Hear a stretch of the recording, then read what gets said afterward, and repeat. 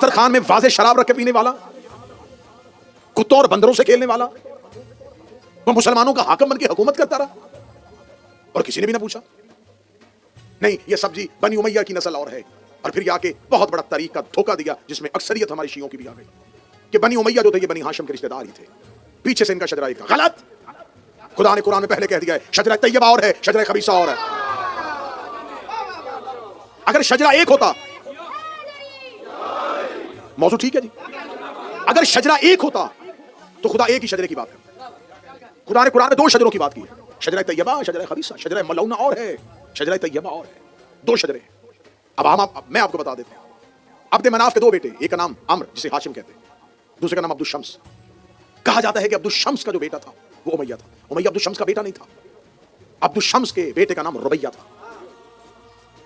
उमैया अब्दुल शम्स का गुलाम था। जब ये रसूल के दादा हैं जनाब हाशिम और जनाब अब्दुल शम्स, ये दोनों दादा ये शाम में रहते थे, क्योंकि शाम में उस दौर में बिजनेस तजारत सब कुछ शाम में था, शाम में मुकीम थे।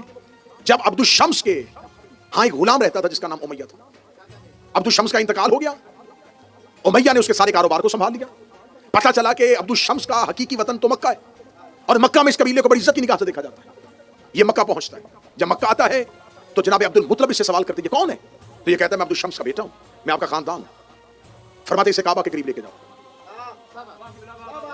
क्योंकि हमारी नस्ल का कोई भी ऐसा फर्द नहीं है जो काबे की इज्जत से वाकिफ ना हो। ये वहां पर जाके झूठी कसम देता है, लेकिन अब्दुल मुतलिब जो हैं वो इसकी कसम का इनकार करते हैं कि इसकी ना हजर अस्वद ताज़ीम कर सकता है, न इसे काबे की इज्जत और अजमत का अंदाजा है, और बनी हाशिम मुश्तरका तौर पर इसको मक्का से निकाल देते हैं। ये हिस्ट्री में अहले सुन्नत किताबों से साबित करने के लिए थे। इसको निकाला जाता है मक्का से, ये मक्का से निकलता है, फिर ये दोबारा शाम आ जाता है। शाम में आके ये एक शादीशुदा औरत के साथ अपना ताल्लुक बनाता है, वहां से इसके यहाँ एक बेटा पैदा होता है जिसका नाम है ज़कवान। ये ज़कवान को लेकर दोबारा अपने वतन अपने घर जाता है और अपनी हकीकी बीवी का अकद अपने उस बेटे के साथ करता है।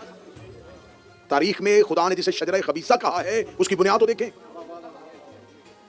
वहां से इसके यहां एक बेटा पैदा होता है जिसका नाम है हर। फिर इसके यहां बेटा पैदा होता है जिसे कहते हैं सखर। इसी सखर की कुनियत अबू सुफियान।